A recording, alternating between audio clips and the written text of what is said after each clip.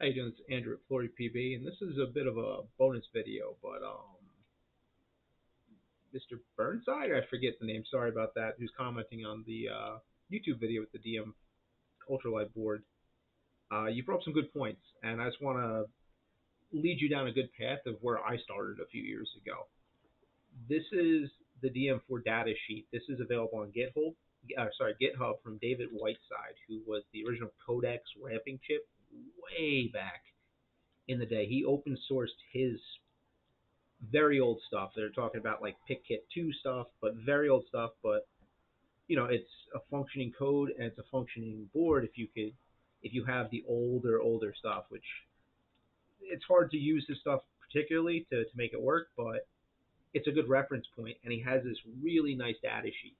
So there's two DM4 boards. You had the original DM4 board that did not have the low battery indicator on it, which he has a very good schematic on that one.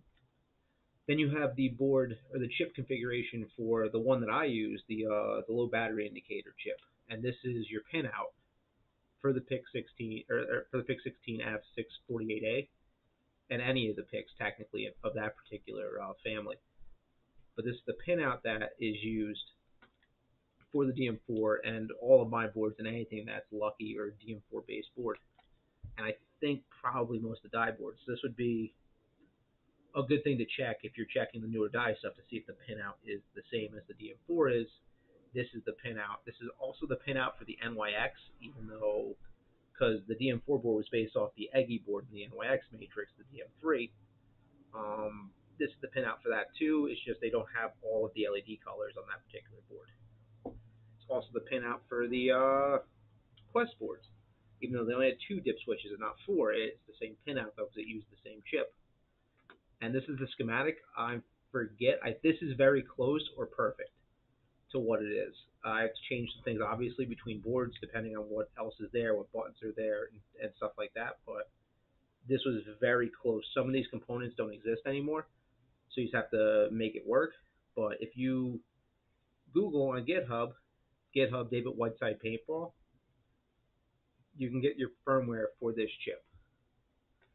And this is the original Codex board, the original Codex chip. It's not NXL legal stuff or anything like that anymore, but this is what he did. It's just the getting the chip to post works in this. So you can get the chip to post at 5 volt to work with a DM4 system.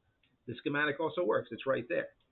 And for anyone that wants to make a chip or modify a chip or something like that, this is the pinout, and this is why I like using this platform. Is you just need this pinout, and you can make anything. You can literally make a daughter board that plugs in, where the chip does that has this pinout, and you can use any of my boards, any DM4 boards, any DM5, DMC, any Lucky boards. They all work the same because you have this pinout and this chip setup. So it's on GitHub. It was open sourced a long time ago. 9 years, something like that, 10 years ago. It was open source back then, but it's definitely a starting point if you want to start messing around with this stuff.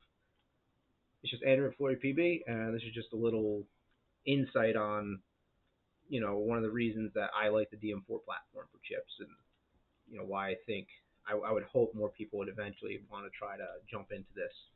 All right, see you guys.